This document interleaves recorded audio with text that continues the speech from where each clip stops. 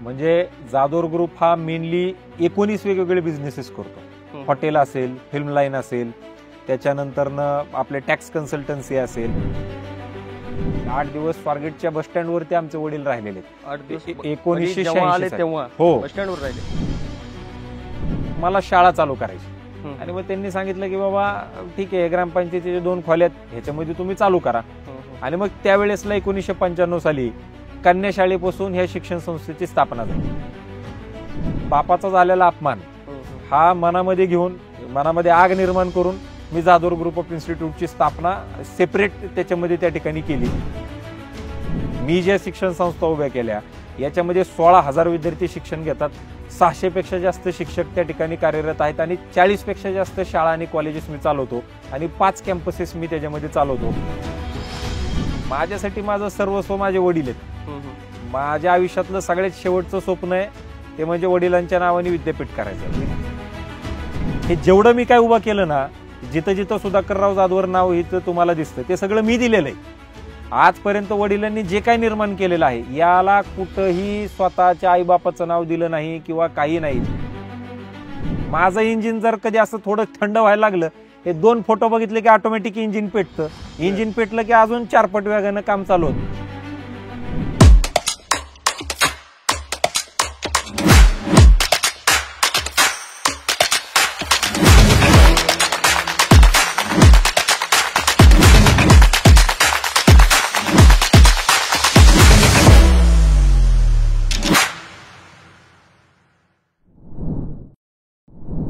नमस्कार, मी विष्णू साना. प्लेट्सअप मराठीमध्ये सर्व प्रेक्षकांचं स्वागत.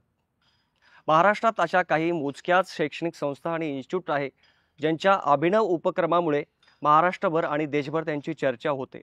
त्यातही शिक्षणाचं माहेरघर असलेल्या पुण्यामध्ये शैक्षणिक योगदान देणारी संस्था म्हणजेच जाधवर इन्स्टिट्यूट यांचं सुद्धा नाव घेतलं जातं. काय आहे जाधवर इन्स्टिट्यूट आणि त्याची कमान सध्या एका युवा नेतृत्वाकडे आहे. त्यांचं नाव आहे शार्दूल जाधवर.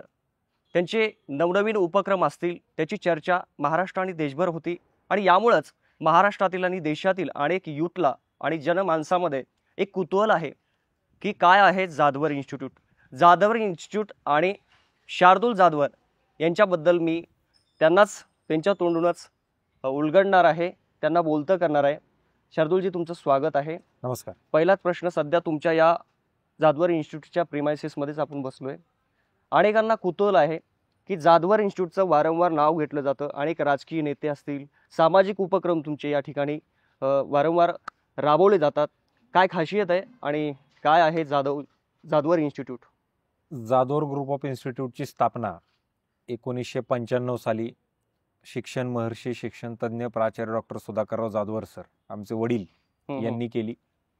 आणि आपल्या संस्थेचं ब्रीदवाक्यच असं आहे, education for strength, intellect and wisdom. बल, बुद्धी आणि सद्विचारासाठी शिक्षण. आमचे विद्यार्थी, या ठिकाणचे युवक हे नुसतेच बलवान आणि बलशाली नाही, तर ते बुद्धिमान झाले पाहिजेत. आणि नुसतंच बलवान, बलशाली आणि बुद्धिमान असून चालणार नाही, तर ते सद्विचारी सुद्धा असणं अत्यंत गरजेचं आहे.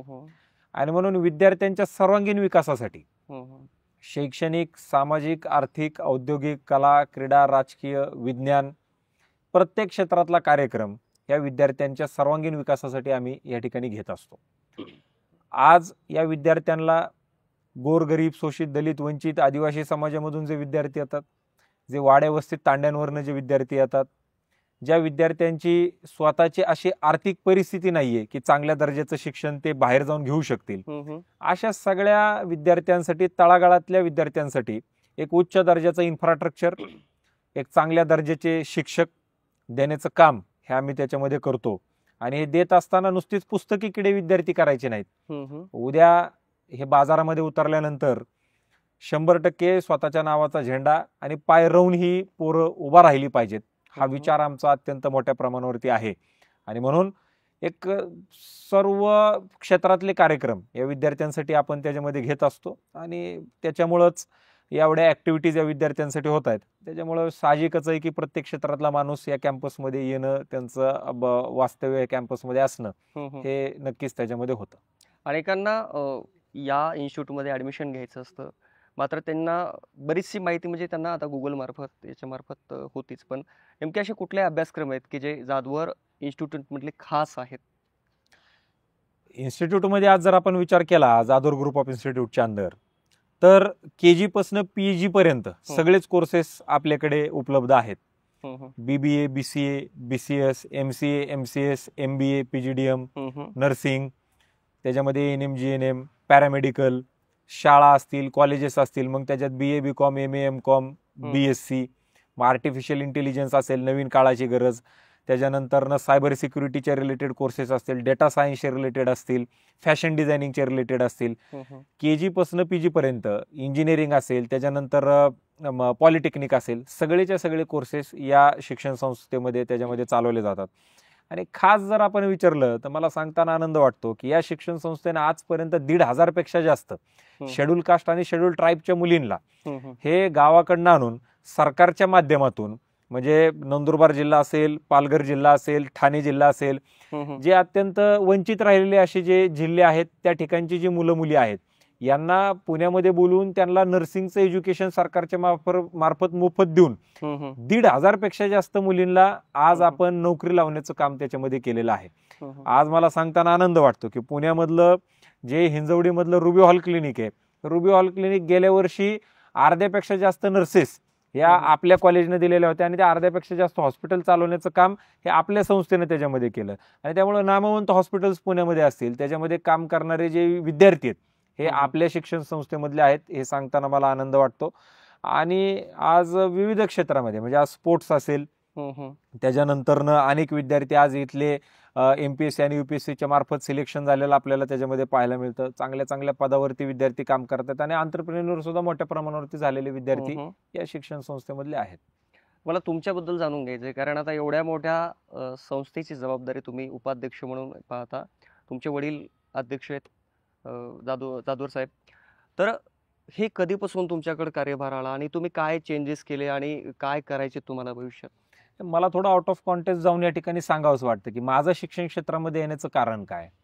म्हणजे जाधव ग्रुप हा मेनली 19 वेगवेगळे बिझनेसेस करतो.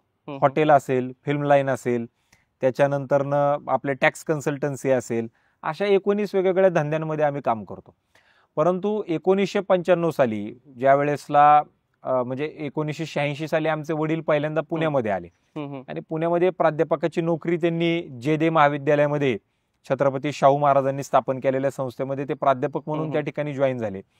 आणि जॉईन झाल्यानंतर आमचे वडील कसं आहे की वयाच्या 14व्या वर्षापासूनच क्रांतीवीर नावाची संघटना ते स्थापन केलेली होती त्यांनी. मग तिकडे गावामध्ये लाईट आणण्याचं काम असेल, गावामध्ये रस्ते आणण्याचं काम असेल, गावामध्ये थोर महात्मे लोक आणायचे, प्रवचनं घडवून आणायचे.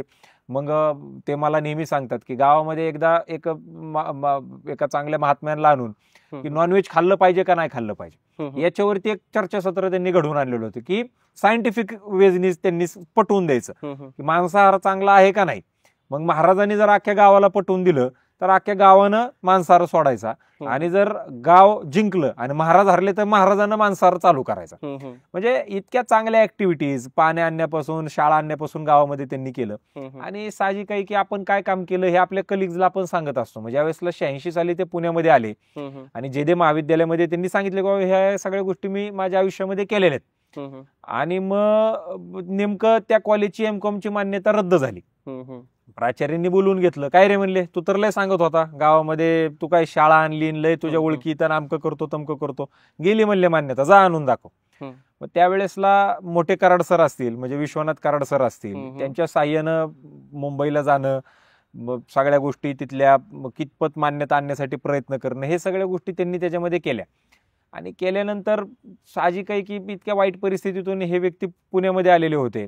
त्यांचं काही राहण्याची खाण्याची चांगली व्यवस्था नव्हती. मला इथं सांगावंसं वाटतं की 8 दिवस स्वारगेटच्या बस स्टँडवरती आमचे वडील राहिलेले आहेत. 1986 हो बस स्टँडवर राहिले. 19 जून 1986 साली स्वारगेटच्या बस स्टँडवरती राहिलेले आहेत. आणि तिथल्या त्या सार्वजनिक स्वच्छतागृहामध्ये जायचं, डालड्याच्या डब्यामध्ये तिथलं ते संडासाचं पाणी घ्यायचं, त्यांनी केसवल्ली करायची आणि पहिल्या दिवशी ते JD महाविद्यालयात त्याचा प्राध्यापक म्हणून जॉईन झालेले. आणि मग ते मान्यता आली. मान्यता आल्यानंतर संस्थेमध्ये कार्यक्रम झाला की बाबा आपली मान्यता गेलेली होती, आता ती आली. आलेली मान्यता साहजिक आहे की बाबा समजा मी जर तुम्हाला एखादं काम सांगितलं तर साहजिक आहे असं बोललं पाहिजे की बाबा हा माणूस जात होता पत्र घेऊन येत होता, याचं पण नाव आपण त्याच्यामध्ये घेतलं पाहिजे. तर ते नाव त्याच्यामध्ये घेतलं नाही. आणि मग 1995 साली आमचे वडील इकडे एका चाळीमध्ये, म्हणजे फार छोटी, मला वाटतं एक 20 बाय 20च्या पेक्षा सुद्धा बारीक खोली असेल, एवढी बारीक खोलीमध्ये टॉयलेट, बाथरूम, बेडरूम सगळं तेवढ्याच त्याच्यामध्ये होतं. आपल्या वडगाव बुद्रुक मध्ये एक चाळ होती खोतांची, तिकडे ते सर आमचे वडील राहायला होते. आणि मग ते असं झाल्यानंतर ते आले आणि इथले सन्माननीय दांगट पाटील म्हणून एक सरपंच होते, त्यांना येऊन भेटले आणि त्यांना सांगितलं की बाबा मला शाळा चालू करायची. आणि मग त्यांनी सांगितलं की बाबा ठीक आहे, ग्रामपंचायतीच्या 2 खोल्यात ह्याच्यामध्ये तुम्ही चालू करा. आणि मग त्यावेळेसला 1995 साली कन्याशाळेपासून ह्या शिक्षण संस्थेची स्थापना झाली. परंतु आता वडिलांची परिस्थिती त्यावेळेसला चांगली नव्हती, आम्ही कुणी मुलं त्यांच्या मदतीला त्याच्यामध्ये नव्हतो, लिगल एज आमच्या कोणाची पोरांचं त्यावेळेसला 95 साली त्याच्यामध्ये नव्हतं, आणि जरी लिगल एज असलं तरी पुण्यामध्ये कुणी नव्हतं. आणि मग शिक्षण संस्था त्यांनी सगळ्या त्या उभ्या केल्या. आणि उभ्या केल्यानंतर आपल्याकडे एक, म्हणजे मी नेहमी सांगतो, एखादं जर पोरग चांगलं निघलं नाही, ते जर कुपोषित निघलं तर नवरा काय म्हणतो, बायकोला तुझ्यावर गेलंय, बायको म्हणती नाही ते तुझ्यावरती गेलंय. पण तेच जर पोरग चांगलं घडलं तर मग सांगतात नाही ते माझ्यावरच गेलंय. मग ही शिक्षण संस्था ज्या वेळेसला नावारूपाला नव्हती, ज्या वेळेसला त्याला कोण ढुंकून बघत नव्हतं, ज्या वेळेसला त्या शिक्षण संस्थेमध्ये काहीच नव्हतं, त्यावेळेसला ती शिक्षण संस्था सुधाकर जाधवर यांची होती. मग ती जशी जशी नावारूपाला यायला लागली, मग ते माझंच आहे सांगणारे फार अनेक लोक त्याच्यामध्ये ती निर्माण झाली.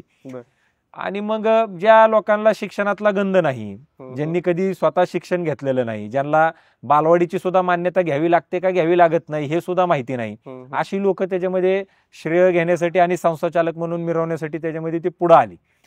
आणि मग हा झालेला अपमान मी माझ्या डोळ्यानं पाहिला. तुम्ही किती वय होतं? माझं 2014ला वय असेल अंदाजे. म्हणजे मी हे सगळ्या गोष्टी पाहायला सुरुवात केली, कारण चाहूल मला 11वी पासूनच लागली. मी 2011ला 11वी मध्ये होतो. 2010 साली माझी 10वी झाली. ही जी चाहूल मला त्याच्यामध्ये फार जवळनं त्याच्यामध्ये ती लागलेली होती. आणि मग 14ला माझं वय एक अंदाजे 20-21च्या आसपास त्याच्यामध्ये ते असेल. आणि मग त्यावेळेसला मी ठरवलं की हे जे धंदे करतोय तर करायचेच आहेत, परंतु बापाचा झालेला अपमान हा मनामध्ये घेऊन, मनामध्ये आग निर्माण करून मी जाधवर ग्रुप ऑफ इन्स्टिट्यूटची स्थापना सेपरेट त्याच्यामध्ये त्या ठिकाणी केली. म्हणजे तुम्ही पुढाकार घेतला? आणि मी पुढाकार घेतला. आणि मग जेवढं काम आमच्या वडिलांनी 1995 ते 2014 केलं, त्याच्यापेक्षा जास्त काम 2014 ते 2024 पर्यंत मला करता आलं. आज आता स्वतः मी ज्या शिक्षण संस्था उभ्या केल्या याच्यामध्ये 16,000 विद्यार्थी शिक्षण घेतात, 600 पेक्षा जास्त शिक्षक त्या ठिकाणी कार्यरत आहेत, आणि 40 पेक्षा जास्त शाळा आणि कॉलेजेस मी चालवतो, आणि 5 कॅम्पसेस मी त्याच्यामध्ये चालवतो. पुढच्या वर्षी कोणत्याही परिस्थितीमध्ये शिक्षण महर्षी शिक्षण तज्ज्ञ प्राचार्य डॉक्टर सुधाकरराव जाधवर सर यांच्या नावानं विद्यापीठ करायचं हे माझं त्याच्यातलं आयुष्यातलं शेवटचं स्वप्न आहे. या सगळ्या गोष्टी शिक्षण क्षेत्रामध्ये येण्याचं कारण एवढं की ज्या व्यक्तीला स्वतःला खायला मिळालं नाही त्या व्यक्तीनं आज महाराष्ट्रामध्ये जिचकारानंतर सगळ्यात जास्त एज्युकेशन घेतलं. MCOM, MA, LLM, MPM, DTL, DLL, LW, GDC आणि PhD एवढं सारं शिक्षण घेतलं. हे का शिक्षण घेतलं वडिलांनी सुद्धा, की ज्या वेळेसला मी जसं मगाशी सांगितलं की जे काय सामाजिक कार्य आमचे वडील करायचे, आमच्यावरती सावकाराचं फार मोठ्या प्रमाणात जास्त कर्ज होतं. सावकाराचं कर्ज म्हणजे 10 जावयांचं पुण्य. गावाच्या इशीमध्ये सावकार बसलेले होते आणि आमचे आजोबा चाललेले असताना त्यांनी बोलवून घेतलं आजोबांना आणि सांगितलं तुझा मुलगा एकतर गावगुंड होईल नाहीतर पुढारी होईल, हा काय शिक्षण हा काय घेणार नाही, काय गावच झाडतोय, पोरच गोळा करतोय, काय कीर्तनच भरवतोय. आणि मग त्यावेळेसला आमचे वडील सावकाराकडे गेले आणि सांगितलं तुझ्या घरात जेवढी लोक आहेत ते जे शिक्षण घेतील त्यांची जेवढी संख्या त्याच्यापेक्षा जास्त शिक्षण मी घेणार. आणि म्हणून बापाचा झालेला अपमान वयाच्या 50व्या वर्षापर्यंत आमच्या वडिलांनी शिक्षण घेतलं.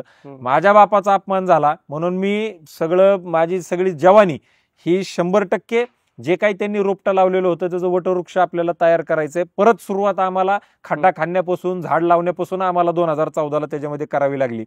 तरी मला आनंद वाटतो की फार चांगले अनुभव वडिलांच्या मित्रांमुळे आणि बाकीच्या सगळ्या गोष्टींमुळे मला कमी वयामध्ये मिळाले. त्याच्यामुळे भविष्यामध्ये जी परिस्थिती वडिलांवरती ओढवली ती परिस्थिती माझ्यावरती नक्कीच त्याच्यामध्ये ती ओढवणार नाही. आणि म्हणून मग या पद्धतीनं ही शिक्षण संस्था पुढे घेऊन चाललो. आणि चालत असताना मग एक त्याला उच्च दर्जाचं शिक्षण त्याच्यामध्ये दिलं पाहिजे. मग माझा आदर्श आहे तर राहुल कराड सर असतील, MIT शिक्षण संस्था असेल, हे आमचे आदर्श आहेत. कारण ज्या वेळेसला आमचे वडील पुण्यामध्ये आले त्यावेळेसला कराड सरांनी खाऊ पिऊ घालण्याचं काम आमच्या वडिलांना केलेलं आहे. त्याच्यामुळे आमच्यासाठी कराड सर हे देवाच्या समान आहेत. कारण ज्या वेळेसला आमच्या मागं कुणी नव्हतं त्यावेळेसला कराड सर उभे राहिलेले आहेत. आणि त्याच्यामुळं मग त्यांच्या शिक्षण संस्थेसारखी त्यांच्यासारखी क्वालिटी देण्याचं काम या शिक्षण संस्थेमध्ये आम्ही त्याच्यात करतोय. शार्दूलजी, अनेकांना म्हणजे माहिती नव्हती ही गोष्ट, की म्हणजे ही इनसाइड स्टोरी, की तुमच्या मनात जी आग आहे, तुमच्या बोलण्याची आग आहे, जो अपमान वडिलांचा झाला आणि तो भरून काढण्यासाठी तुम्ही झपाटून कामाला लागलात आणि ही संस्था उभी केलेली आहे. अनेकांना असं वाटतं की सुधाकरराव जाधवराव जे साहेब आहेत त्यांनी ही संस्था उभी केली आणि तुम्ही इथे आता काम करताय. पण तुमच्याशी आता बोलत असताना ह्या गोष्टी म्हणजे प्रेक्षकांनाही आवडतील, की एक युवा नेतृत्व आहे ते काय करू शकतं आणि एक रिव्हेंज घ्यायचा वडिलांचा झालेला अपमान हे करायचा माझ्या नव्यानंच डोक्यामध्ये समोर आलंय. पण मला तुमच्या लहानपणाकडे जायचंय. तुमची शाळा कुठं शिकला? म्हणजे पुण्यात शिकलात की कुठे शिकला? नाही, मी माझं सगळं प्राथमिक शिक्षण royal roses English medium school म्हणून वडगाव बुद्रुक या ठिकाणी आहे. माझं सगळं प्राथमिक शिक्षण तिकडे झालं, म्हणजे बालवाडी ते 10वी पर्यंत. 11वी 12वी माझं BMCC महाविद्यालयामध्ये झालं पुण्यामध्ये. आणि त्याच्या पुढचं शिक्षण माझं ILS लॉ कॉलेज, तिकडे माझं LLBचं शिक्षण पूर्ण झालं. आणि आता मी PhD जे करतोय माझं LLM DY पाटील कॉलेजमधून झालं. आणि आता PhD सुद्धा माझी DY पाटील मधूनच होती. जसं तुम्ही वडिलांना सांगितलं की वयाच्या 50व्या वर्षापर्यंत त्यांनी शिक्षण घेतलं आणि त्या पदव्या मिळवल्या. तुमच्या पण मी डिग्री बघितल्या, 2 ओळीमध्ये बसत नाही एवढ्या मोठ्या तुम्ही डिग्री घेतल्यात. मला अजून किती शिकायचं? नाही, मला कसं आहे, अमिताभ बच्चनांचा मुलगा म्हणलं की अभिषेक बच्चन. अभिषेक बच्चननी कितीही चांगलं शिक्षण, कितीही चांगली ऍक्टिंग केली तरी त्याचं कंपॅरिझन अमिताभ बच्चन यांच्यासोबतच होणार. सचिन तेंडुलकरचं म्हणजे त्यांच्या अर्जुन तेंडुलकरचं कंपॅरिझन हे सचिन तेंडुलकर सोबतच होणार. मग तो चांगला केलं त्यांनी क्रिकेटमध्ये, नाही केलं तरी त्याचं कंपॅरिझन हे होणारच. माझी इच्छा असली किंवा नसली तरी मला तेवढं शिक्षण घेणं हे बंधनच होतं. त्याचं कारण असं की नाही तर लोक म्हणले असते बापाचं परिस्थिती नसताना बाप एवढा शिकला, तुमची परिस्थिती आहे तरी तुम्ही शिक्षण घेतलं नाही. त्याच्यामुळे मला ते शिक्षण घेणं भागच होतं. त्याच्यामुळं मला ते, आणि आवडी होती. मी जे काही शिक्षण जे घेतलं, मी काय असं कोणतंही शिक्षण नाही घेतलं. मला माझे बिझनेस चालवत असताना, हे सगळा डॉलर सांभाळत असताना ज्याचा फायदा होईल ते शिक्षण मी घेतलं. परंतु ते मला बाय चॉईस सुद्धा ते घेणं भाग होतं आणि बंधन सुद्धा मला होतं, तेवढं मला ते घ्यावंच लागलं. त्याच्यामुळे मी ते घेतलं. आणि आता त्याचा कळस म्हणजे PhD. येणाऱ्या वर्षभराच्या आतमध्ये माझी PhD कम्प्लीट होईल. ही प्रेरणा कुठून मिळते नेमके तुम्हाला हे सगळं करण्याचं? आता सतत म्हणजे तुम्ही जवळपास आता इतक्या डिग्र्या घेतल्या, अजूनही तुम्हाला शिकायचं, तुम्ही बंधन म्हणता आणि तुम्हालाही करायचं म्हणताय. ही प्रेरणा नेमकी येते कुठून? माझ्या आयुष्यामध्ये मला प्रेरणा देणारे 2च लोक आहेत. सगळ्यात पहिली प्रेरणा म्हणजे आमचे वडील, की अत्यंत खडतर परिस्थितीमधून त्यांनी त्यांचा प्रवास केलेला आहे. म्हणजे उस्मानाबाद सारख्या, म्हणजे आत्ताचा धाराशिव जिल्हा, या ठिकाणाहून पुण्यामध्ये येणं, सेटल होणं, एवढं मोठं साम्राज्य उभं करणं हे शक्य नाही. काय अडचणी येतात, आता एवढं सगळं असताना सुद्धा आम्हाला अडचणी फेस कराव्या लागतात. मग त्यावेळेसला तर वडिलांच्या मागे कुणीच नव्हतं. त्यावेळेसला त्यांनी कसं केलं असेल हा विचार करूनच मला एक प्रेरणा मिळते. आणि दुसरी प्रेरणा म्हणजे असं की 11वी 12वीला मी असताना मला फार, म्हणजे इथं सांगताना मला अजिबातही लाज वाटणार नाही किंवा मला थोडंही सुद्धा असं काही वेगळं वाटणार नाही, की मला फार इगो असायचा. माझे वडील, एवढी मोठी शिक्षण संस्था, एवढे विद्यार्थी, आणि मग काय कमी, अंबानीला सुद्धा मोजायचं नाही. या आविर्भावामध्ये मी 11वी 12वी काढलेली. पण 12वीला असताना FYच्या म्हणजे 12वी संपत असताना 2012 साली मी भारतीय छात्र संसदेला त्या ठिकाणी MIT मध्ये गेलो. आणि MIT ला गेल्यानंतर 10, 11, 12 जानेवारी 2012 मग मी तिकडे गेलो. तिकडे मी सन्माननीय राहुल कराड सर यांना त्याच्यामध्ये भेटलो. आणि मी जसं सांगितलं 2 लोकांची प्रेरणा, एक तर वडील आणि दुसरे राहुल कराड सर. राहुल कराड सर का, ज्या वेळेसला 2012 साली आमच्याकडे 3-4 हजारच विद्यार्थी शिक्षण घेत असतील, त्यावेळेसला MIT मध्ये लाख विद्यार्थी शिक्षण घेत होते. आज 2-2.5 लाख विद्यार्थी MIT मध्ये शिक्षण घेत आहेत. 5-6 विद्यापीठ सरांनी त्याच्यामध्ये केली. पण तरी सुद्धा सर किती डाऊन टू अर्थ आहेत. समाजासाठी त्यांचं कर्तव्य असल्यामुळे ते किती चांगल्या दर्जाचं काम करतात. डबक्यामध्ये पोहणं आणि समुद्र असणं याला जे म्हणतात, किंवा माझे जे डोक्यातले ज्या नस आहेत हे उघडण्याचं काम तिकडे गेल्यामुळे त्याच्यामध्ये झालं. कुणीतरी फ्यूज काढावा लागतो, तो फ्यूज काढण्याचं काम राहुल सरांनी त्याच्यामध्ये केलं. आणि त्याच्यामुळं ही दोन्ही लोक माझे प्रेरणास्थान आहेत. आणि त्यांच्याकडे बघूनच त्यांच्यासारखं बनायचं आहे हा विचार करूनच मी त्याच्यामध्ये पुढे जातो. आणि एक अजून एक ह्या दोघांपेक्षाही सगळ्यात मोठं जर प्रेरणास्थान म्हणायचं म्हणलं तर छत्रपती संभाजी महाराज. बरं. आमच्या आबासाहेबांचे संकल्पित तेच करणे आम्हास अगत्य. ज्या माणसानं आपल्या वडिलांच्या स्वप्नासाठी म्हणून आपल्या अंगाचे तुकडे तुकडे झाले तरी सुद्धा त्या ठिकाणी विचार सोडला नाही, तो माणूस मला त्या आदर्श. ठिकाणी प्रेरणा देणारा वाटतो आणि तेच माझे प्रेरणास्थान आहे. तुम्ही वक्तृत्व फार छान आहे तुमचं, म्हणजे भाषण असेल किंवा तुम्ही आता माझ्याशी बोलताय एक तडफेनं बोलताय, तुमच्या मनात आग आहे की कुठं वक्तृत्वाचं काही धडे घेतलेत कुणाकडून? नाही, मी वक्तृत्वाचे कधीच धडे घेतले नाहीत, परंतु मी जे काही आहे ते म्हणजे काय म्हणतो आपण की आयुष्यामध्ये एखादी काहीतरी घटना व्हावी लागते आणि मग माणूस पेटून उठतो. म्हणजे एखादा माणूस आजारी पडायच्या आधी कसं असतं, व्यायाम करायचा नाही, काय खायचं नाही, प्यायचं नाही, मग एकदा काहीतरी झटका दिला बॉडीनं, मग तो माणूस काय करतो, सकाळी 5लाच उठून चालायला जा, मग चांगले चांगले जेवण कर, नियमाने सगळे जे काय आयुर्वेदानं सांगितलेले, डॉक्टरनं सांगितले ते सगळं ऐकतो आणि त्या पद्धतीनं करण्याचा प्रयत्न करतो. ठेच लागले की माणूस ठेच लागले की तो करतो. माझ्यासाठी माझं सर्वस्व माझे वडील आहेत. माझ्या आयुष्यातलं सगळ्यात शेवटचं स्वप्न आहे ते म्हणजे वडिलांच्या नावाने विद्यापीठ करायचं. विद्यापीठ झालं, त्याच्या दुसऱ्या दिवशी मरण आलं तरी मला काही त्याचं दुःख वाटणार नाही. माझं तेच स्वप्न आहे. आणि ते का स्वप्न आहे, कारण या माणसाने किती खस्ता घाललेल्या आहेत, किती वाईट प्रसंगातून हा माणूस गेलेला आहे, ह्या सगळ्या गोष्टी मी जेवढं कळतंय तेवढं माझ्या डोळ्यानं पाहिलेलं आहे. आणि त्याच्यामुळं ही माझ्या मनातली आगच आहे. आणि ही जोपर्यंत विद्यापीठ होत नाही तोपर्यंत ही आग अशीच त्याच्यामध्ये ती राहणार. आणि एकच स्वप्न आहे की डॉक्टर सुधाकरराव जाधवर हे जे नाव आहे हे शिक्षण क्षेत्रामध्ये कायम ध्रुव ताऱ्यासारखंच त्याच्यामध्ये चमकत राहिलं पाहिजे. फार आग आहे तुमच्या मनामध्ये. असं कोणी कोणी हिनवलं बरं तुम्हाला, नेमकं शिक्षण क्षेत्रात असेल किंवा दुसऱ्या कुठल्या क्षेत्रात लोकांनी तुम्हाला हिनवलं गेलं असं? फार दुःखी दिसतंय तुमच्या मनात, एक त्याबद्दल राग आहे. मी नेहमी सांगतो, माझ्या वडील हे कुणाचं तरी फार मोठ्या प्रमाणात देणं असणार आहेत. आजपर्यंत माझ्या वडिलांनी, आतापर्यंत बरं का, ह्या क्षणाला मी तुमच्याशी बोलतोय तोपर्यंत माझ्या वडिलांनी आजपर्यंत स्वतःच्या नावाने कधीही काही केलं नाही. स्वतःच्या आईच्या नावानं केलं नाही, बापाच्या नावाने केलं नाही, काय नाही. सगळ्याच्या सगळं मित्रांच्या आई वडिलांच्या नावाने केले. हे ऐकलंय कधी तुम्ही? नाही. उद्या तुम्ही जरी माझे मित्र झालात, तुम्ही माझ्या आई वडिलाच्या नावाने काय करणार आहेत का? तुम्ही काय करताल जास्तीत जास्त, माझी आई आणि तुमची आई दोघांच्या आईच्या नावानं काहीतरी करताल.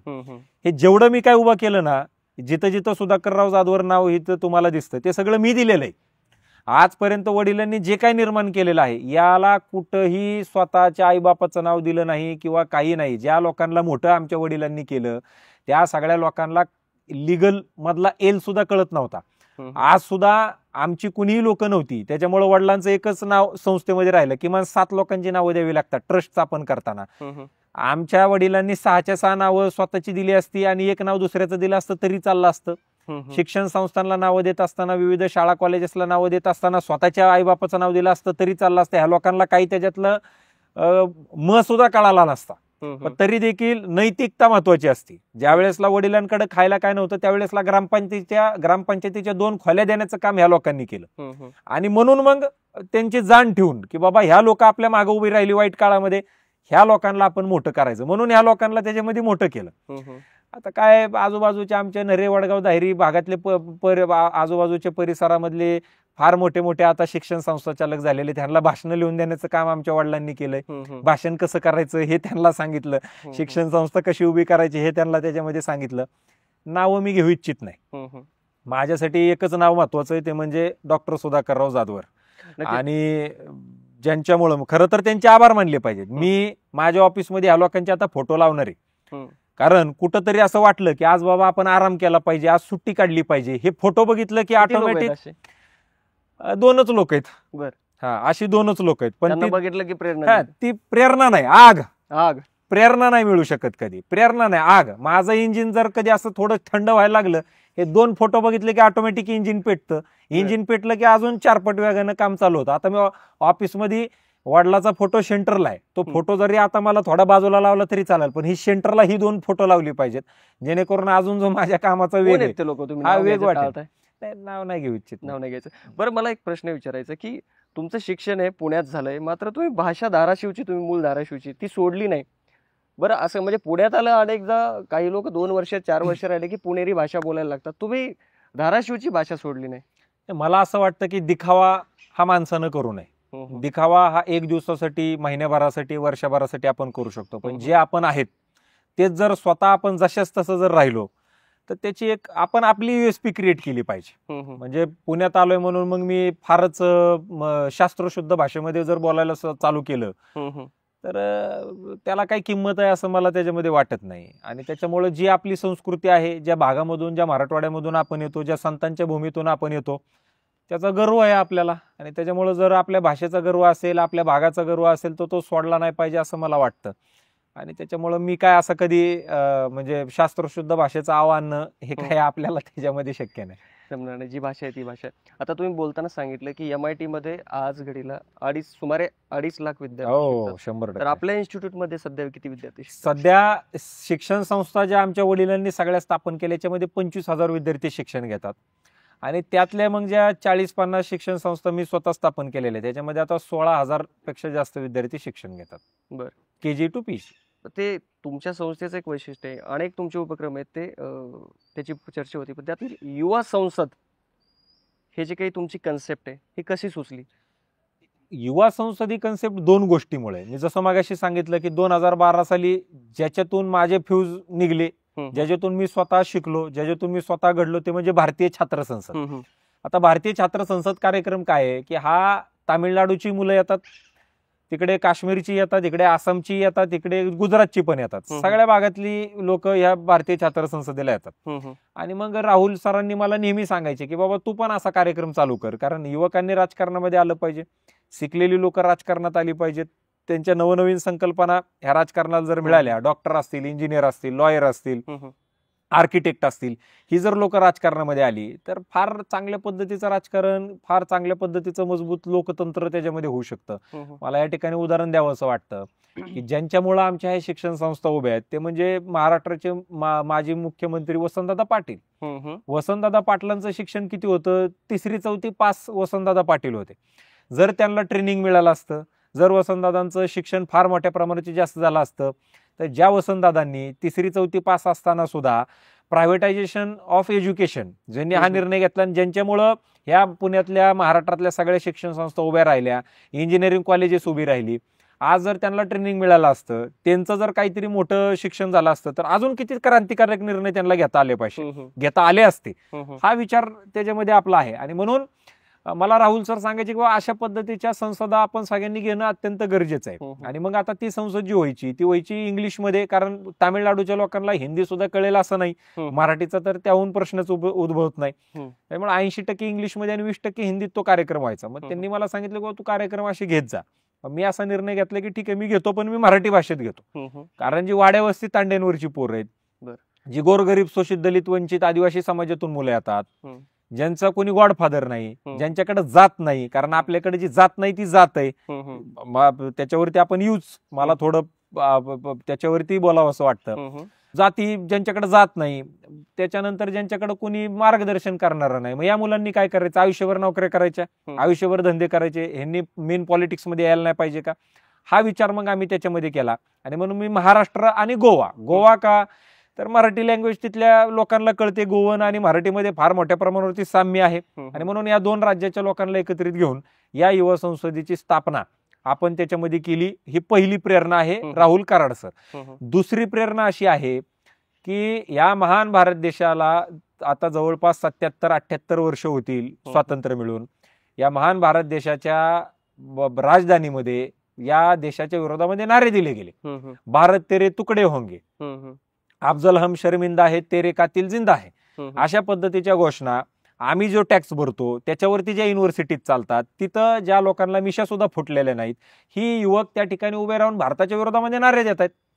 मग त्यांचे काही का विचार असणार, ते भारताच्या विरोधातले का बाजूचे, हा 1 मिनिटासाठी मुद्दा बाजूला ठेवा, परंतु त्यांना कोणत्याही परिस्थितीमध्ये प्लॅटफॉर्म नसताना ते त्यांचे विचार मांडण्याचं काम त्या ठिकाणी करतायत. मग आमचे जे युवक आहेत यांना सुद्धा एक चांगल्या दर्जाचा प्लॅटफॉर्म निर्माण करून दिला पाहिजे. म्हणून या युवा संसदेची स्थापना मी त्या ठिकाणी केली की चांगल्या दर्जाचे राजकारणी लोक घडले पाहिजेत. त्याचा पुढचा अजून एक मला प्रेरणा कुठून मिळतीये, जी अत्यंत चुकीची प्रेरणा आहे, पण मिळतीये कुठून? ती मिळते मराठवाड्यातून. आज या मराठवाड्यामध्ये, ज्या मराठवाड्याला संतांची भूमी म्हटलं जातं, त्या ठिकाणी काय परिस्थिती झाली आहे एका जातीचा महाराज दुसऱ्या जातीच्या सप्त्याला बोलावला जात नाही.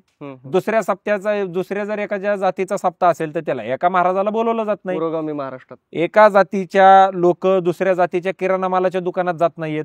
एका जातीची लोक दुसऱ्या जातीच्या शेतामध्ये काम करायला जात नाहीयेत. मग ही ज्या मराठवाड्याला संतांची भूमी, पुरोगामी महाराष्ट्र, डॉक्टर बाबासाहेब आंबेडकर, शाहू महाराज, ज्योतिबा फुले असतील, गांधीजी असतील, छत्रपती शिवाजी महाराज असतील, 18 पगड जातीची लोक एकत्रित केली, त्यांच्या महाराष्ट्रात काय चाललंय. आणि मग ही जी आमची मुलं आहेत ही कोणत्या तरी व्हॉट्सअप युनिव्हर्सिटीच्या माध्यमातून कोणत्या तरी एखादा नेता तयार होतो आणि तो नेता लोकांचे माती भडकावण्याचं काम करतो. मग आमचे जे युवक आहेत ते त्याच्याच मागं मागं पळतात, स्वतः काही विचार करत नाही. आणि म्हणून ही युवा संसद कशासाठी आहे, युवकांनी स्वतः विचार केला पाहिजे. स्वतः काही विषय समोर येऊ द्या, यांना यांचे स्वतःची विचारसरणी पाहिजे आणि त्याच्यातून त्यांना कळालं पाहिजे की राष्ट्र प्रथम कशाला म्हणायचं, समाज प्रथम कशाला म्हणायचं. समाज म्हणत असताना मी कोणतीही जातपात या ठिकाणी धरत नाही, कोणताही धर्म मी त्या ठिकाणी धरत नाही. समाज म्हणजे सगळी आपण लोक, म्हणजे स्त्री पुरुष आपण जी वावरणारी लोक आहेत ती सगळी लोक. बाकी कोणताही विचार माझ्या डोक्यामध्ये त्या ठिकाणी आत्ताच्या स्थितीला नाहीत. त्याच्यामुळे हे युवकांनी स्वतःचे विचार मांडले पाहिजेत, स्वतःचे विचार त्यांना घडवता आले पाहिजेत, स्वतःचे विचार मांडता आले पाहिजेत. याच्यासाठी ही युवा संसद. कुठले मुद्दे असे तुम्ही युवा संसदच्या माध्यमातून मांडलेत आतापर्यंत? आतापर्यंतचा जर विचार केला किंवा खास करून जर ह्या वर्षी सांगायचं झालं, असे काय मुद्दे आहेत की त्याचा प्रभाव खरंच पडलाय? सगळ्यात पहिला मुद्दा आहे माध्यमे राजकारण घडवतात. आज तुमच्यासारखा युट्यूब चॅनल असेल किंवा आज सोशल मीडियामुळे आज अनेक युट्यूब चॅनल्स क्रिएट झाले, ते कुठंतरी कोणालाच्या तरी विचारांना प्रोत्साहित करतात असं मला वाटतं. काही युट्यूब चॅनल बघितले तर असं वाटतं की अरे एक्स लोक किती वाईट आहेत, काही युट्यूब चॅनल बघितले की असं वाटतं अरे वाय लोक किती वाईट आहेत, एक्स पार्टी किती वाईट आहे, वाय पार्टी किती वाईट आहे. जिथं मी कार्यक्रम घेतो, युवकांना सांगतो की बाबा तुम्ही राजकारणामध्ये या, तिथं माझेच विचार स्थिर ठेवण्यासाठी मला अडचण होती. मग ही जी आमची तळागाळातली मुलं आहेत ज्यांना कोणी मार्गदर्शन देत नाही, त्यांचे विचार किती व्हायबल झाले असतील. म्हणून माध्यमे राजकारण घडवतात की माध्यमांनी सुद्धा न्यूट्रल राहून काहीतरी नरेटिव्ह नाही सेट केला पाहिजे, जो न्यूट्रल नरेटिव्ह आहे तो सेट केला पाहिजे. म्हणून त्याच्यावरती आजपर्यंत चर्चा झालेली आहे. महिलांचा राजकारणातील आणि समाजकारणातील सहभाग याच्यावरती या युवा संसदेमध्ये चर्चा होणार आहे. कारण जर आपण पाहिलं तर यावर्षी संसदेनं 33% आरक्षण महिलांना त्याच्यामध्ये दिलं. पण आज तुम्ही तुमच्या मनाला विचारा, तुम्ही आज महाराष्ट्रभर फिरता, तुमचा चॅनल एवढा मोठा फेमस आहे, तुम्ही तुमच्या मनाला विचारा की अनेक ज्या महिला राजकारणामध्ये आहेत ते बाय चॉईस आहेत का, ते नवऱ्याला तिथं उभा राहता येत नाही म्हणून ते आहेत ऑप्शन म्हणून. मग किती महिला अशा आहेत ज्या स्वतः त्या ठिकाणी निर्णय घेतात, स्वतः ग्रामपंचायतीमध्ये झेडपीचे सदस्य असताना किंवा स्थानिक स्वराज्य संस्थांमध्ये काम करत असताना स्वतःचं धोरण ठरवतात. किती महिला अशा आहेत की ज्यांना स्वतः काही कार्यक्रम निवडायचा अधिकार आहे, काही धोरणं ठरवायचा अधिकार आहे, का नवऱ्याला विचारूनच ह्या गोष्टी कराव्या लागतात. आज अनेक महिलांना ज्यावेळेस आम्ही युवा संसदेमध्ये बोलावण्याचा प्रयत्न करतो, आता सगळ्यांचीच आम्हाला माहिती असेल असं नाही, पण अनेक महिलांना आम्ही फोन केल्यानंतर ते आम्हाला सांगतात नाही थांबा ह्यांना विचारते आणि सांगते. ह्यांना फोन केला तर हे म्हणतात नाही तिचं काय नसतं, ती नाही बोलू शकत, मी तिथं उभा राहून बोलतो. अहो पण ते झेडपी सदस्य तुम्ही नाही येत ना, बोलवतोय कोणाला, महिलांच्या सेशनला महिलेला बोलवायचं का महिलेच्या नवऱ्याला बोलवायचं. हे प्रॉब्लेम्स फार मोठ्या प्रमाणावरती आहेत. आणि म्हणून असे काही जे विषय आहेत, आता विजन भारत 2029, ऍग्रिकल्चरचं काय विजन असलं पाहिजे. त्याच्यानंतर आता यावर्षी अजून एक मी महत्वाचा विचार ह्याच्यामध्ये करतोय विजन 2029 मध्ये, की आज नॅशनल एज्युकेशन पॉलिसी आली. या नॅशनल एज्युकेशन पॉलिसी आपल्याला काय सांगते की तुमच्या भाषेमध्ये शिक्षण घ्या. आपलं संविधान काय सांगतं की तळागाळातल्या लोकांना आपला जो न्याय आहे तो मिळाला पाहिजे. मला एक सांगा, तुम्ही मराठी भाषेमध्ये जाऊन हायकोर्टामध्ये लढू शकता का? नाही, भाषेचे लिमिटेशन येतात. तुम्ही सुप्रीम कोर्टात लढू शकता का? सुप्रीम कोर्ट सोडून द्या, चला तिथं जाऊन आपण हिंदीत लढू, ते आपलं दिल्लीला आहे म्हणून. मुंबईमध्ये लढू शकता का तुम्ही मराठीमध्ये? मग जर आपल्या भाषेमध्ये आपल्या लोकांना स्वतःची केस लढण्यासाठी अडचण होत असेल, फक्त इंग्लिश भाषेचा आपण आधार घेणार असू, स्वातंत्र्य मिळालंय? याचा विचार आज आपल्याला करावा लागेल. त्याच्यामुळे असे काही ज्वलंत प्रश्न या युवा संसदेमध्ये मांडायचे. एक कुणीतरी असा माणूस या युवा संसदेतून तयार झाला पाहिजे, त्यानं म्हटलं पाहिजे तामिळनाडूमध्ये तामिळ लँग्वेजमध्ये केसेस लढा, महाराष्ट्रामध्ये मराठीतून लढा, मग असं जर तुम्ही म्हटलात हम्म, तर ह्याच मराठवाड्यामध्ये, याच विदर्भामध्ये, याच गावांमध्ये, वाड्या वस्ती तांड्यांवरची एवढी चांगली पोरं आहेत, यांना जर ह्यांच्या भाषेमध्ये बोलायला जर तुम्ही परवानगी दिली ना, हम्म, हे पुढच्या आता जे काही लाखो करोड रुपये घेऊन जे वकील बाजारामध्ये आहेत ना, हम्म. हे लोक त्यांना उभं सुद्धा राहू देणार नाहीत. एवढी यांच्याकडे कॉन्फिडन्स आणि ताकद आहे. फक्त भाषेची कुठंतरी अडचण मर्यादा येते आहे. म्हणून प्रॉब्लेम आहे. त्याच्यामुळे असे ज्वलंत प्रश्न या युवा संसदेमध्ये आपल्याला घ्यायचे. युवा संसदसाठी तुम्ही बरेचसे आमदार असतील, खासदार असतील, मंत्री असतील, त्यांना आमंत्रण देत असता. ते काय क्रायटेरिया ठरत असतो का तुमचा, काही कोणाला द्यायचं? याची एक जे पुरस्कार दिले जातात म्हणजे आदर्श मुख्यमंत्री, आदर्श आमदार, आदर्श खासदार, आदर्श नगरसेवक, आदर्श जेडपी सदस्य, हम्म, याचा एक क्रायटेरिया आहे. म्हणजे कुणाला पुरस्कार द्यायचे, तर याच्यामध्ये आम्ही असं केलेलं आहे की आमची एक टीम तयार केली. म्हणजे याच्यामध्ये आता ह्या वर्षीची जी कार्यकारिणी, त्याच्यामध्ये महादेव जानकर साहेब, हम्म, सदाभाऊ खोत साहेब, राजू शेट्टी साहेब, सुषमा अंधारे मॅडम, संजय आवटे वरिष्ठ पत्रकार, हम्म, राजेशजी पांडे जे MNGL चे आणि पुणे विद्यापीठाच्या व्यवस्थापन परिषदेवरती आहेत, त्याच्यानंतर आमचे वडील, ह्या सगळ्या लोकांची अशी टीम आम्ही तयार केली. ते काय करतात, वर्षभर कुणी चांगलं काम केलेलं आहे. आता कसं असतं याच्यामध्ये की एक आदर्श निर्माण करून आपल्याला द्यायचं की बाबा एखाद्याने एखादं चांगलं काम केलं, एखाद्याने निधी आणला सगळ्यात जास्त, हम्म, तर हे बाकीच्या आमदारांना सुद्धा वाटलं पाहिजे की बाबा मी सुद्धा माझ्या भागामध्ये निधी आणला पाहिजे. आता हम्म. निधी आला म्हणजे विकास आला. हम्म, तर असे काही क्रायटेरिया आहेत. मग निधी आणणं, हा त्यांची विधानसभेतली असलेली किंवा लोकसभेतली असलेली हजेरी असणं, हम्म, किंवा त्यांचं काय म्हणतो आपण त्याला की राजकीय केसेस सोडून क्रिमिनल केसेस त्यांच्यावरती येते. आता राजकीय केसेस कोणावरती होऊ शकतात. हम्म, आता आपण इथं बोलत बसलो, एखाद्याला वाटलं नाही हे चुकीचं बोललं, उद्या आपल्यावर बी केस होऊ शकते. ते काय लय मोठं नाही. आता मी स्वतः वकील आहे, त्याच्यामुळे मला माहिती केस टाकणं काय लय मोठा विषय नाही. त्याच्यामुळे राजकीय केसेस सोडून बाकीचे काही क्रिमिनल केसेस त्यांच्यावरती आहेत का, सामाजिक कार्य काय आहे, या सगळ्या गोष्टी पाहून हे पुरस्कार ठरतात. आता हे 8वं वर्ष आहे तुमच्या युवा संसद या उपक्रमाचं. कुठल्या वर्षीची युवा संसद ही जास्त गाजली तुम्हाला वाटतं? तशा गाजतात सगळ्याच, पण त्यापैकी मला वाटतं 5वी युवा संसद सगळ्यात जास्त गाजली. बर. त्याचं कारण असं की जे पाहुणे आम्हाला त्याच्यामध्ये मिळाले, हम्म, पहिल्यांदाच एवढे चांगल्या दर्जाचे पाहुणे म्हणजे मनोहर जोशी साहेब, हम्म, माजी ते आज मुख्यमंत्री नाहीयेत. लोकसभेचे, आज ते हयात नाहीयेत, ते असतील. त्याच्यानंतर एज्युकेशन मिनिस्टर महाराष्ट्राचे त्यावेळेसला नवीन चंद्रकांत दादा झालेले होते, ते असतील. त्याच्यानंतर आपले विनोद तावडे साहेब असतील. म्हणजे सगळे पदावरची लोक आम्हाला त्यावेळेसला फार मोठ्या प्रमाणावरती मिळाले. ते 5वी युवा संसद पाहुण्यांमुळं त्यावेळेसला गाजली. परंतु पाहुण्यांसाठी म्हणून हा प्लॅटफॉर्म नाहीये, हा प्लॅटफॉर्म विद्यार्थ्यांसाठी आहे. आणि मला असं वाटतं की पहिली युवा संसद आमची गाजली. त्याचं कारण असं की या युवा संसदेनं काय कमवलं, कुणाला तयार केलं, तर एक नंदुरबार मधली एक मुलगी आहे जी आपल्याच कॉलेजला MBA झाली, ती तिकडे जाऊन झेडपीच्या इलेक्शनला उभी राहिली. आता ती पडली नाही पडली हा विषय आताच्या स्थितीला आपण सोडून देऊ, परंतु ती इलेक्शनला उभी राहिली. एक मुलगी आदिवासी भागामध्ये जाते, MBA झालेली मुलगी तिकडे जाऊन राजकारणामध्ये उतरते आणि झेडपीच्या इलेक्शनला उभा राहते, ही फार मोठी गोष्ट आहे. आणि मला वाटतं काय कमवलं युवा संसदेनं, तर हे कमवलं. युवा संसदमध्ये असं कुणाचं जास्त भाषण आवडतं आणि त्याला ऑडियन्स जास्त पसंत करतो, विशेष करून तरुण आहे? युवकांना रांगडं भाषण ऐकायला मजा येते. म्हणजे फार शास्त्र सुद्धा तुम्ही बोलायला गेलात तर ते शक्य नाही. आणि कोरोना नंतर आता बसायची कॅपॅसिटी लोकांमध्ये राहिलेली नाही. मग युवकांना त्यांच्या भाषेमध्ये बोलणारा, त्यांच्या भाषेमध्ये सगळ्या गोष्टी पटवून देणारा जर मुद्दा असेल आणि जर सांगणारा माणूस असेल तर ते आवडतं. नेहमीच आमच्याकडे सदाभाऊ खोत साहेब असतील, कारण त्यांची भाषा एक मांडायची पद्धत वेगळी आहे. गोपीचंद पडळकर साहेब असतील, यांची भाषा मांडण्याची वेगळी आहे. त्याच्यानंतर तुम्ही बानगुडे पाटील असतील, त्याच्यानंतर आपले राष्ट्रवादीचे आपले विधान परिषदेचे आमदार अमोल मिटकरी असतील. या सगळ्या लोकांची भाषणं युवकांना फार अपिलिंग असतात आणि त्यांनी मांडलेलं त्यांना लवकर पटतं. किंवा मौलाना कल्वे, राशिद रिझवी असतील, यांची भाषणं फार मुलांना आवडतात. कोणाचं भाषण आवडतं बरं? नाही, हा जरा थोडा ट्रिकी क्वेश्चन होईल. हे जर कोणी पाहिलं, बरं कोणाचं वाटतं भाषण ऐकायला? नाही, मलाही म्हणजे गावाकडच्या भाषेमध्ये जी भाषणं होतील ना ती मला आवडतात. म्हणजे सदाभाऊंचं भाषण तुम्हाला? सदाभाऊंचं आवडतं. मी ज्यांची आता नावं घेतली ना, ह्यांची भाषण, हो, जानकर साहेबांचं भाषण फार मुलांना अपिलिंग आहे. त्याच्यानंतर मला सगळ्यात जास्त जर भाषण कोणाचं आवडलं असेल तर ते म्हणजे आमचे MIMचे संभाजीनगरचे आमदार इम्तियाजी जलील. काय सुंदर भाषण त्यांनी केलं. म्हणजे लोकांना आधी कसं आहे, मी परत म्हणलं ना, नरेटिव्ह लोक सेट करतात. एमआयएमचा माणूस बोलावला म्हणून लोक माझ्याकडे डोळे वाटारून बघायचे, एमआयएमचा माणूस बोलावला का.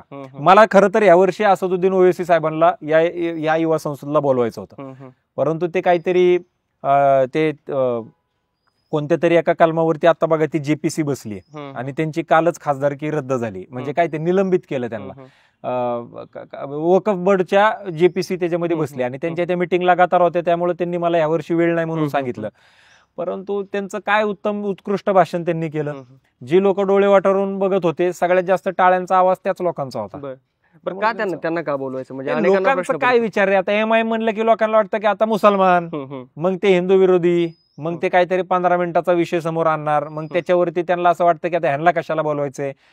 प्रत्येक गोष्टीला काही ना काही कॉन्टेक्स्ट असतो, काही ना काही कॉन्टेक्स्ट असतो. आता कसं आहे की जोपर्यंत तुम्ही एखाद्या गोष्टीची माहिती घेत नाही तोपर्यंत आपण त्यांच्यावरती टीका टिप्पणी करणं हे योग्य नाही. त्यांचे विचार आज सुद्धा तुम्ही कोणत्याही नेत्यामध्ये, कोणत्याही लोकसभेमधलं भाषण जर तुम्ही असदुद्दीन ओवैसी साहेबांचं जर तुम्ही ऐकलं तर त्यांचं भाषेला तुम्ही नाही ना तोडू शकत. जर तुम्ही डिबेटला त्यांच्यासोबत बसलात आणि त्यांनी जर काही मुद्दे मांडले आणि त्या मुद्द्यांना जर आपल्याला काय म्हणतो आपण त्याला जर क्रॉस करायचं झालं, मला नाही वाटत कोण क्रॉस करू शकतं त्यांना, कारण त्यांचा अभ्यास आणि कॉन्स्टिट्यूशनचा अभ्यास फार अलग लेवलचा आहे. आता तुम्ही जे अकॅडमिक जे काम करता, ही संस्था चालवता, एवढी मोठी नेतृत्व करता, तुमचं वक्तृत्व पण फार छान आहे. भविष्यात राजकारणात यायची इच्छा आहे? नाही, मी राजकारणामध्ये येऊ इच्छित नाही स्वतः. त्याचं कारण असं की मला राजकारणी घडवायचे. उद्याच्याला जर मी राजकारणामध्ये आलो किंवा एखाद्या पॉलिटिकल पार्टीमध्ये मी गेलो, आता जेवढी लोक मला घेऊन येत आहेत तेवढी मला लोक एका मंचावरती आणता येणार नाहीत. म्हणायला ठीक आहे, पुरोगामी महाराष्ट्र आहे, आमचे लय चांगले रिलेशन आहेत, मग आम्ही प्रत्येक जण, जसं तामिळनाडूचं म्हटलं जातं की तामिळनाडूमध्ये डीएमकेची लोक एआयडीएमकेच्या लोकांच्या घरी जर गेली तर त्याला पार्टीतून काढून टाकलं जातं. द्रविडियन राजकारण फार बेकार आहे असं खालचं म्हटलं जातं, आणि आपल्याकडे म्हटलं जातं की बाबा आपल्याकडचं राजकारण फार चांगलं आहे, एकामेकाच्या स्टेजवरती येतात बसतात. हे मला आता मी फार आता सगळ्यांच्या फार संपर्कामध्ये आहे, हे दाखवायला आहे. परंतु आतून किती बेकार राजकारण आपल्या महाराष्ट्राचं झालंय याची सुद्धा जाणीव मला आहे. आणि त्याच्यामुळे कुणीतरी एक माणूस बिना स्वार्थ ठेवता कोणत्याही पद्धतीनं मागं काहीतरी बाबा हा उद्या मी आता एवढे राजकारणी घडवतोय, उद्या इथं 5-50 आमदार खासदार लोक आहेत, मग मला कोणीतरी उद्या राज्यसभेवर घेतलं पाहिजे, विधान परिषदेवर घेतलं पाहिजे, आमदारकीचं तिकीट दिलं पाहिजे, खासदारकीचं तिकीट दिलं पाहिजे, हे विचार माझ्या डोक्यामध्ये नाहीत. हा माझा त्याग असेल की 100% मी बाहेर राहिलं पाहिजे राजकारणाच्या आणि लोकांना राजकारणामध्ये येण्यासाठी प्रवृत्त केलं पाहिजे. कारण जर मी बाहेर राहिलो तर मग ही जी सगळी लोक आहेत हे निस्वार्थपणे हिथं येतील आणि हिथल्या लोकांना चांगल्या पद्धतीनं मार्गदर्शन करतील आणि त्यांना चांगलं प्लॅटफॉर्म निर्माण करून देतील. तुमची भाषा रांगडी आहे, असा कुठला राजकारणी त्यांच्या भाषणाला तुम्ही फॉलो करता? नाही, मला सगळ्यात जास्त भाषण आवडतं ते म्हणजे बाळासाहेब ठाकरे यांचं. त्यांच्यानंतर मला सगळ्यात जास्त भाषण आवडतं ते म्हणजे राजसाहेब ठाकरे यांचं. कारण मुद्देसूद काय बोललं पाहिजे, किती चांगल्या पद्धतीने बोललं पाहिजे त्यांचं आहे. त्याच्यानंतर मग मला भाषण आवडतं सदाभाऊंचं, मग त्याच्यानंतर इम्तियाज जलील यांचं, आणि मग त्याच्यानंतर जर फारच चांगलं भाषण जर म्हणलं तर प्रमोद महाजन यांचं. तुम्ही जर समजा आता ही वडिलांची संस्थेची जबाबदारी तुमच्यावर पडली नसती आणि तुम्ही शिक्षण घेतलं असतं आणि ॲज अ करिअर म्हणून तुम्ही जर पाहिलं असतं तर काय करिअर निवडलं असतं आणि काय करायचं ठरवलं? नाही, मी बिल्डिंग व्यवसाय ज्याच्यामध्ये मी आता आहे तो फार अजून मोठा केला असता. मला लहानपणापासून बिल्डिंग व्यवसाय हा आवडतो, कारण सगळ्यात पहिला आमच्या वडिलांचा बिझनेस हा बिल्डिंगचाच होता.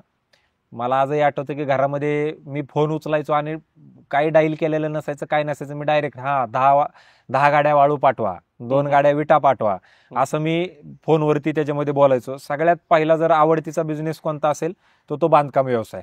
आणि जरी मी शिक्षण क्षेत्रात नसतो तरी बांधकाम व्यवसाय चांगला त्याच्यामध्ये केला असता. तुम्ही वाचन करता का? वाचन माझं एवढं नाहीये, परंतु मी पुस्तकं ऐकतो. म्हणजे जे विविध छोटे ते असतात ना बघा, स्टोरी टेल ऍप सारखे काही चॅनल्स असतील किंवा ते कुक्कू FM असेल, पुस्तकं वाचणं शक्य होत नाही परंतु ते ऐकणं शक्य होतं. मग ट्रॅव्हलिंग मध्ये, जेवताना ते मला ते ऐकायला मग बरं वाटतं. कारण ते ऐकण्यामध्ये फार पुस्तकही लवकर संपतात. जे ऐकायचंय तेही आपल्याला जेवढं श्रवण केलं पाहिजे तेही श्रवण होतं, आणि वाचण्यापेक्षा मग माणूस ऐकण्याला अजिबात कंटाळा करत नाही. मग गाणी ऐकण्यापेक्षा ह्या गोष्टी गाडीमध्ये चालत राहतात. आता तुम्ही इतक्या मोठ्या डिग्र्या घेतल्या, अनेकांच्या मनात प्रश्न पडतो, म्हणजे माझ्याही मनात प्रश्न पडला, अभ्यास कधी करता तुम्ही? नाही, ज्या वेळेसला मी एज्युकेशन घेतलं त्यावेळेसला मी प्रॉपर एज्युकेशनच घेतलं. बरं, म्हणजे मी प्रॉपर एकही दिवस म्हणजे ILS लॉ कॉलेजची जर तुम्ही बेंचवर बसून हो ILS लॉ कॉलेजची जर तुम्ही ख्याती ऐकली तर तिकडे 75% हजेरी कंपल्सरी. बरं. हा, मग तिथं म्हणजे तुमच्या पंतप्रधान संस्थेत पण आमच्याकडे पण 75% हजेरी कंपल्सरी. म्हणजे तोच काय नियमच आहे. पण ते आता थोडंफार बाकीच्या कॉलेजेसला वर खाली चालतं. 75% एवढं कोण असं धरूनच बसत नाही. पण ILS मध्ये पंतप्रधान जरी असला आणि त्याचे 75% हजेरी नसली तर त्याला परीक्षेला बसू दिलं जात नाही. मला चांगलं आठवतं, मी 7ला कॉलेज चालू केलेलं आहे. 10:30-11 पर्यंत ते संपवायचं, घरी यायचं आणि 12 वाजता ऑफिसला जायचं. हे मी केलेलं आहे. आणि मग 1 महिना शेवटचा ज्याच्यामध्ये PL दिली जायची, कॉलेजला आम्हाला सुट्ट्या असायच्या, प्रिपरेशन लीव्ह दिली जायची, त्यावेळेसला मग मी रूमच्या पण बाहेर पडत नव्हतो. पूर्ण 1 महिना दिवस रात्र 18 तास अभ्यास करायचा आणि पुढे जायचं. आजपर्यंत जेवढं काही शिक्षण घेतलं मी कधीच हायर सेकंड क्लासच्या खाली आलेलो नाही. म्हणजे मी तर DLL ला म्हणजे diploma in labour law and labour welfare मी शेंगड कॉलेजला केलं, नवले सरांकडे. मी विद्यापीठात 3रा आलोय. बरं. त्याच्यामध्ये आता तुमची युवा संसदची चर्चा महाराष्ट्रभर आणि देशभर होत असतील. असे दुसरे कुठले उपक्रम आहेत आणि भविष्यात असे कुठले उपक्रम राबवायचा तुमचा मानस आहे? सगळ्यात महत्वाचा उपक्रम जाधव ग्रुप ऑफ इन्स्टिट्यूटच्या वतीने केला जातो तो म्हणजे दारू सोडा दूध पे अभियान. बरं. बलसागर भारत हो, विश्वात शोभनी राहो, हे कणकण करी बांधिले जण सेवे जीवन दिले, राष्ट्रार्थ प्राण हे उरले, असे म्हणणारे साने गुरुजी. यांच्या स्वप्नातला भारत आम्हाला घडवायचा. आज आमच्या पुण्याची ओळख कशामुळे? पोर्शेकारमुळे. या पुण्याची ओळख पोर्शेकारमुळे असावी. मी दिल्लीला गेलो, दिल्लीला गेल्यानंतर मला तिथे एका कॅबमध्ये मी बसलो आणि कॅबवाल्यानं मला काय विचारलं, क्या साहब वो गाड़ी जो ठोकी थी क्या हो गया उसका, वो लड़के का क्या हो गया जिसको ऐसे लिखने को बोला था, निबंध लिहायला लावला होता त्या मुलाला शिक्षा म्हणून, असं लोकांनी विचारलं. ही आमची ओळख असू शकत नाही. आज काय पुण्यामध्ये तुम्ही माझ्यासोबत चला, उद्या रिपब्लिक डे आहे, उद्या प्रजासत्ताक दिन आहे. या प्रजासत्ताक दिनाला तुम्ही जर माझ्यासोबत डेक्कनला आले, तुम्ही जर माझ्यासोबत औंधला आले, दारूच्या दुकानांच्या बाहेर 750 ml च्या बाटलीवरती 250 ml दारू फुकट, ही आमची ऑफर असू शकते. साड्यांचा सेल समजू शकतो, कपड्याचा सेल समजू शकतो, दारूचा सेल लागावा या पुण्यामध्ये. आणि मी तुम्हाला म्हणजे मी शपथ घेऊन तुम्हाला सांगतो, ज्या दारूच्या दुकानाच्या बाहेर मी उभा होतो, माझी गाडी येते म्हणून थांबलेलो होतो, एकही जेंट्स नव्हता. सगळ्याच्या सगळ्या मुली तिथे दारू घ्यायला उभा होत्या. ही औंध मधली गोष्ट मी तुम्हाला सांगतोय. मुलींचं प्रमाण पुण्यामध्ये दारूसाठी वाढतंय, मुलांचं प्रमाण ड्रग्ससाठी वाढतंय. तुम्हाला ड्रग्स पाहिजे अत्यंत इझिली तुम्हाला औंध, बानेर, त्याच्यानंतर कॅम्प भागामध्ये उपलब्ध करून द्यायची व्यवस्था होऊ शकते. आणि पाहिजे त्या दर्जाचं, पाहिजे तसलं हे उपलब्ध होऊ त्या ठिकाणी शकतं. मग दारू सोडा दूध पे अभियान आम्ही त्याच्यामध्ये घेतोय की सगळ्या दारूच्या दुकानांच्या बाहेर 31 डिसेंबरला आम्ही दारूचे किंड घेऊन 1000 लिटर दूध घेऊन आम्ही उभं राहतो आणि ते करण्याचं काम करतो. हे पहिलं उपक्रम आहे. दुसरा उपक्रम, शास्त्रज्ञ घडली पाहिजेत. म्हणून आम्ही कोणत्याही विद्यार्थ्याला जर त्याच्या डोक्यामध्ये कोणतीही संकल्पना असेल आणि जर त्याचं पेटंट होऊ शकतं तर, आणि त्याच्या खिशामध्ये पैसे नाहीयेत, तर आम्ही शिक्षण संस्था म्हणून त्यांना 10 लाख रुपयाची स्कॉलरशिप फक्त रिसर्चला आम्ही त्याच्यामध्ये देतोय. मग तो माझ्या कॉलेजचा विद्यार्थी असू द्या किंवा बाहेरच्या कॉलेजचा असू द्या, 10 लाख रुपये आम्ही त्या मुलाला देतोय. त्यानं रिसर्च करावा. उद्या ते रिसर्च करताना 10 लाख कमी पडले, अजून 10 लाख आम्ही त्याच्यामध्ये देऊ. 20 लाखाची आमची कॅपॅसिटी आहे. 20 लाख रुपये जर संशोधनाला त्याने जर घेतले, उद्या जर त्याचं पेटंट झालं, अर्धे पैसे मुलाला आणि अर्धे पैसे आमच्या शिक्षण संस्थेला. ही व्यवस्था उभी केलेली की उद्याच्याला त्याच्या डोक्यात संकल्पना आहे, पण जर त्याला पैसे नाहीत म्हणून जर तो काय करू शकत नाही असं जर असेल तर ही व्यवस्था आपण त्याच्यामध्ये उभी केलेली आहे.